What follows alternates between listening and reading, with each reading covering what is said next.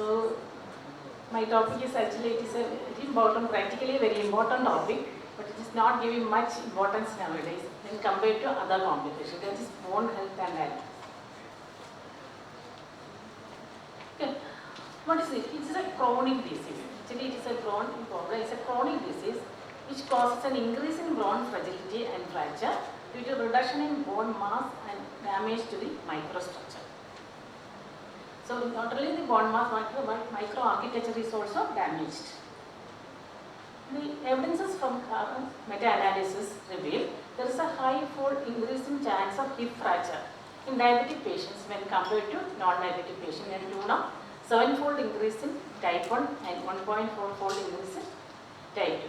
So meta-analysis from international all the journals, but all the publications from even in India, it is a landmark study of ICMR in-type study also reveals the same. There is a 4% high risk in diabetic group when compared to 2.5% in non-diabetic group. See, you see the pathogenesis. What is a pathogenesis? It is a multifactorial. Not only the hyperglycemia, but the increased inflammation, adiposity, and the diabetic complication, everything will lead to bad bone in diabetic patients. So hyperglycemia, there is a decrease in osteoblastogenesis and increase in adipocytes. And inflammation will lead to, again, increase the bone resorption and increase adiposity because of the adiponectin decreases and there is osteoblastogenesis will be reduced. And diabetic complications like microangiopathy leads to microangiopathy. All this leads to diabetic bone disease. So the diabetic bone disease, we have taken this new terminology, that is a sweet bones. See, development of sweet bone is a chronic process as a result of reduced IGF-1, microvascular diseases, oxidative stress and advanced glycation end products, and calcium malabsorption, and there is as a result of calcium malabsorption and hypocalciuria, we will get increased PTH, indent, which is increased PTH, will again bone resorption. All this lead to micro damage to the bone, osteoporosis, osteopenia, that leads to decreased bone strength and bone fragility. Not only the hyperglycemia, but also the hypoglycemia. When there is a hypoglycemia, there is a disequilibrium, and that also leads to adversely affect the bone health.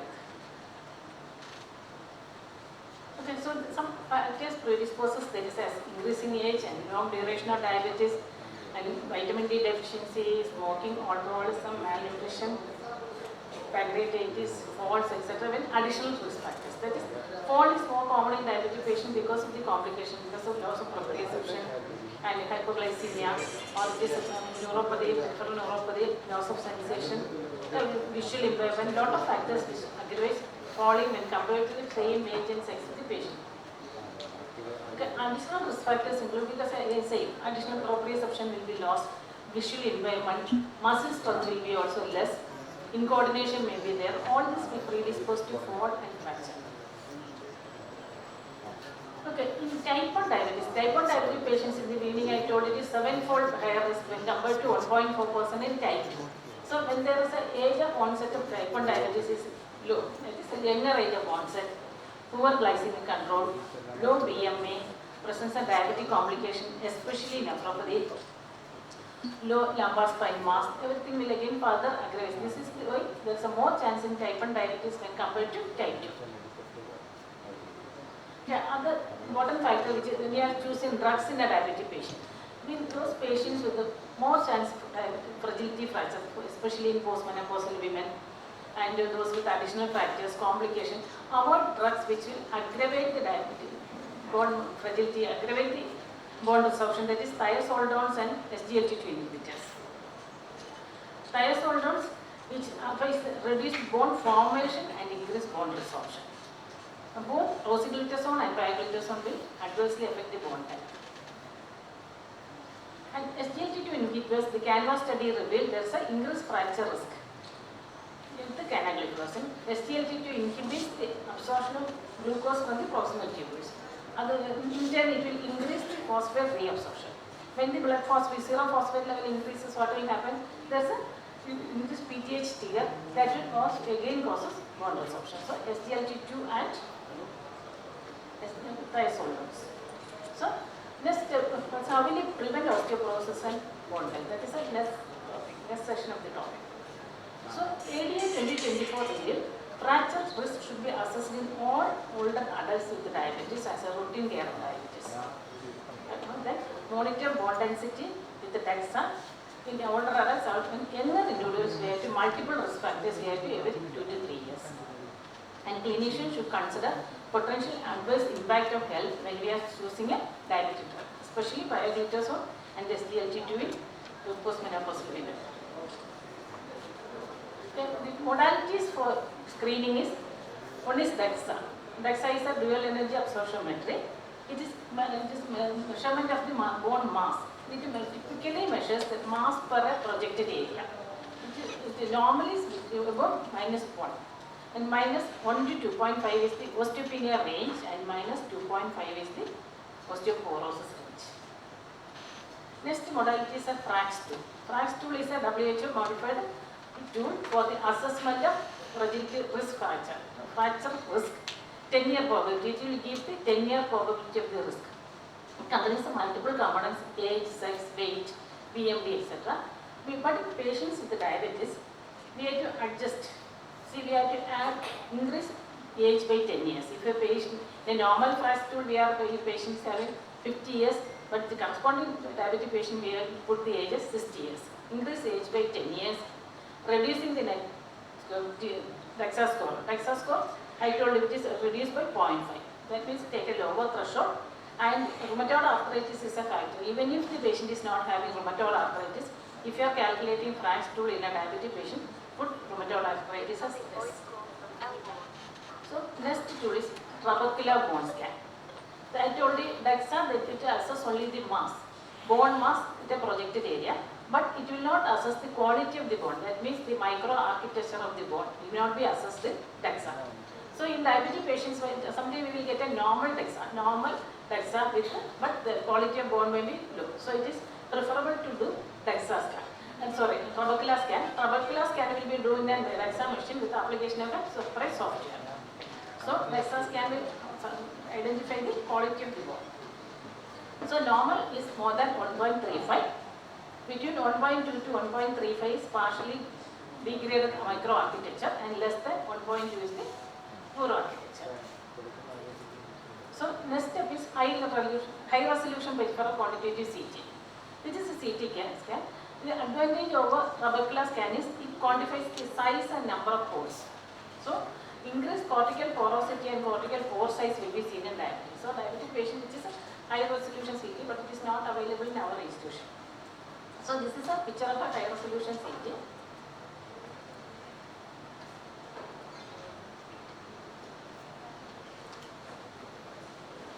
See, you can see the porosities. See here we can see the porosities.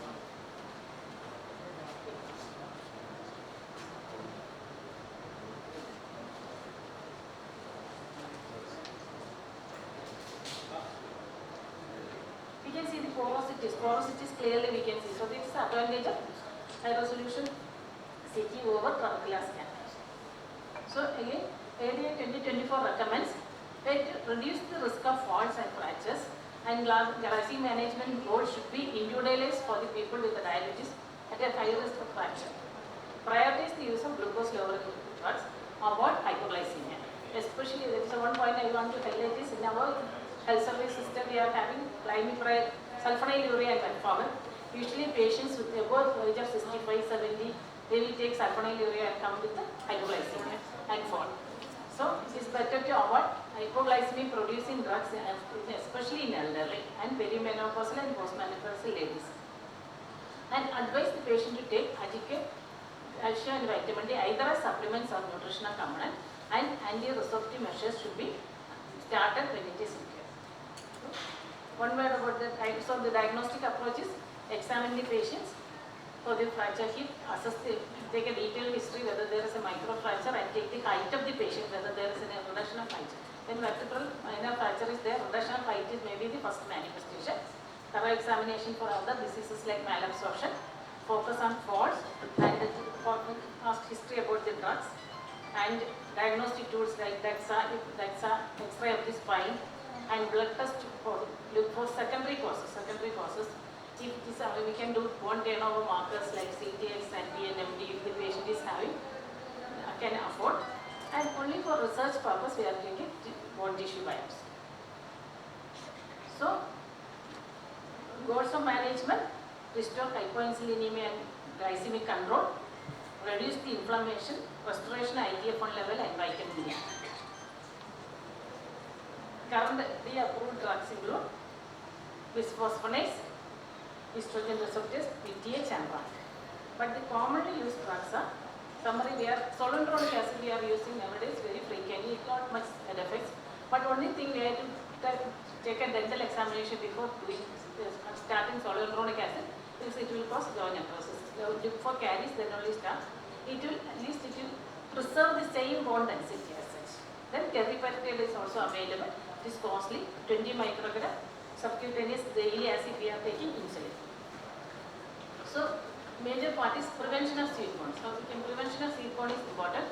First is healthy lifestyle. Ask the patient to advise the patient to take a balanced diet and daily exercise. Exercise will improve bone quality by improving muscle strength, improve coordination and prevention of falls. And prevention of diabetic complications, anticipate complications and treat, avoid drugs causing osteoporosis, good glycemic control, osteoporosis therapy if it is needed, calcium vitamin D supplementation, avoid falls. So, to summarize, diabetes is associated with increased risk of fractures when compared to non-diabetic patients of the same bone density. Contributing factors like hyperglycemia, glycosylation of protein and inflammation. Poor bone health will be assessed by using imaging and methods like FRAX tool, clinical tool, and it is imaging methods. Proper treatment and monitoring of complications is important. The important is such as DEXA scan, I told you, minus 2.5 is taken as osteoporosis. Normal. In diabetes, the threshold is low. Minus 2 is taken as the abnormal.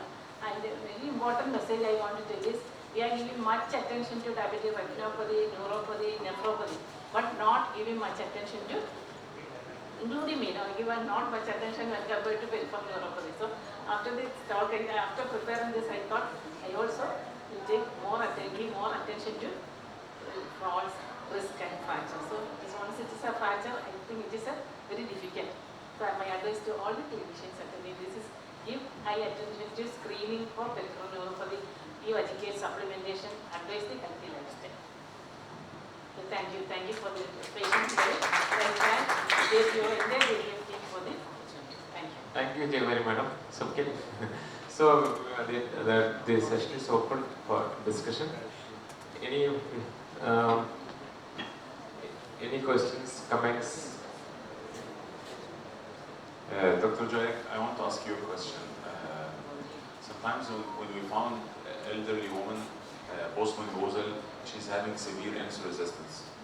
Is pioglitazone absolutely contraindicated, or we can use it for a few months till the insulin resistance is controlled, then we remove it? If it is clinically indicated, do you use it or not? It's a very nice question. Actually, prior to that controversial study, we are also using pioglitazone as a lot, but pioglitazone actually is a very good molecule. But even though still we are using insecticide and sensitizing property, a very good molecule. Low dose we can use with monitoring, but once it is absolute dose, only it is high dose we produce osteoporosis. Low dose 7.5 mg is safe. 45 milligram per gram? 7.5 mg is safe. No, I mean the high dose. You mean 30? Very low dose of 7.5 milligram. Still, it is a very good molecule. The study is controversial. Okay, thank you. Dr. Jayakumari, when to use this melatonin? So for a sleep to come, when is the best time to give the drug? Before going to sleep, sir, but it will take few weeks. At the same time, we have to ensure that the windows and the curtains are closed. They should get a So some psychiatrists told you give it earlier at 6 p.m. and all. So is it, or you have to give before going to sleep? Personally, I have used melatonin only post-COVID patients, because most of my patients will not adhere with the medication for long time. So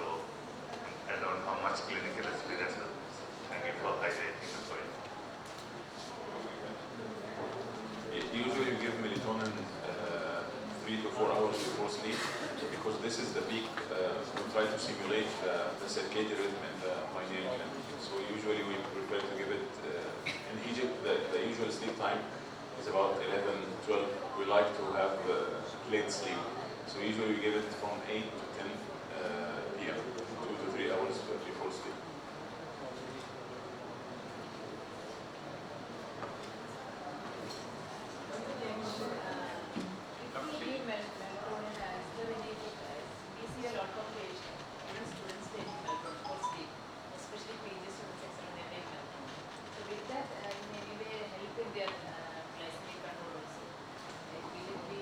The good sleep will definitely help in the glycemic That's all. control. Otherwise, melatonin itself does not help. Melatonin dysregulation, as we have discussed today, is having great role in controlling diabetes, especially preventing diabetes. They can have both sleep as well as better diabetic control. Yes. The natural sleep is better, sir. They can, madam, because the students, they have a lot of other activities like physical exercise, mind relaxing techniques, all those things, which is the need of the day, because we are finding a lot of stress among our fraternities, committees. You need not prescribe, it is available even on Amazon. Yes, it's a non. Yes. You have to encourage them other modalities, lifestyle good.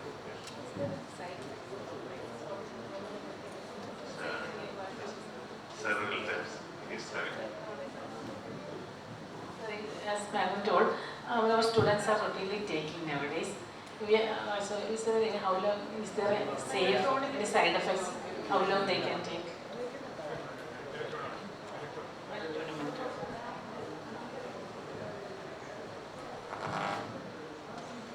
Regarding melatonin, apart from it is acting to help the sleep, it is an antioxidant itself. So there is a lot of trials which is indicate that it helps to increase the HDL and decrease the LDL and improve the quality of life as the sleep itself is increased. Actually, to my knowledge, I don't have any head-to-head trial that compare people who sleep with melatonin and people, for example, who sleep with sedatives or antipsychotic and the effect of glycemic control. But there is a lot of trials say that if the people using melatonin, the HbA1c is improved. But this is not less than 3 to 6 months.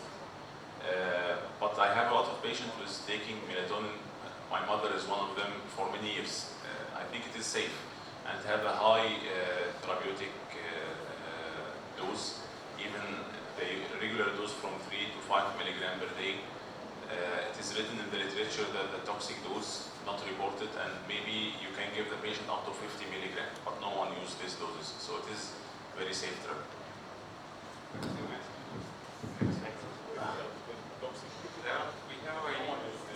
We have preparations with magnesium, melatonin with magnesium. Okay. Yes, and actually many patients we are giving at around 6 p.m. They have found that we having good sleep that night. So if you give it at around 8, 9, 10 p.m. It's not getting. So as Dr. Jayakumari correctly pointed out, it will take around 2 to 3 weeks to get active. A few comments on melatonin. First of all, few comments on sleep actually. First of all the patients have to be informed about something called sleep hygiene before we go for drugs. A few points like no caffeine after 4 p.m., a cool, warm, maybe kind of well-controlled temperature room, no light, no getting up in between the sleep. Even if you get up in between the sleep, many of them may have prosthetic problems. The recommendation is not to look at the clock or the watch, even if you get up in the middle of the night. Just go, maybe you want to pass urine, you pass urine and come back. People get disturbed sleep after a break because they get alerted by switching on light. This is one of the sleep hygiene things, and many other things are there. If you check Google Guru, you will get the detailed sleep hygiene things. And regarding the medical student, I also have students who UG and PG taking melatonin. The problem is when you are a student, you get very good sleep, but you cannot sleep because of your workload. And when you are a consultant, You want to sleep, but you don't get the sleep. So it's a paradox for medical students and doctors. When you want to get sleep, you cannot get sleep. That's a very sad thing. And one of the comments I want to make regarding the exercise, I think I mentioned this yesterday. We have to be very specific about the exercise prescription. Often we have seen PGs and even interns prescribing that do some exercise. Do some exercise. Very vague instruction. But as she clearly told, we need to tell them the specific dose of exercise. At least for 20 to 30 minutes, at least for 5 days a week. That is a recommended exercise. When somebody was advised do some exercise, of all the exercises in the world, he started doing horse riding. And after 1 month, the horse lost weight. So we have to be very specific regarding the exercise and sleep recommendations. Thank you very much. As we are running late, we had a very interesting session, and we had all the speakers as excellent, and we had very good discussion. And I thank the JPEF team to bringing on this topic, and we all in the core speakers thank JPEF for making this a good event. Thank you.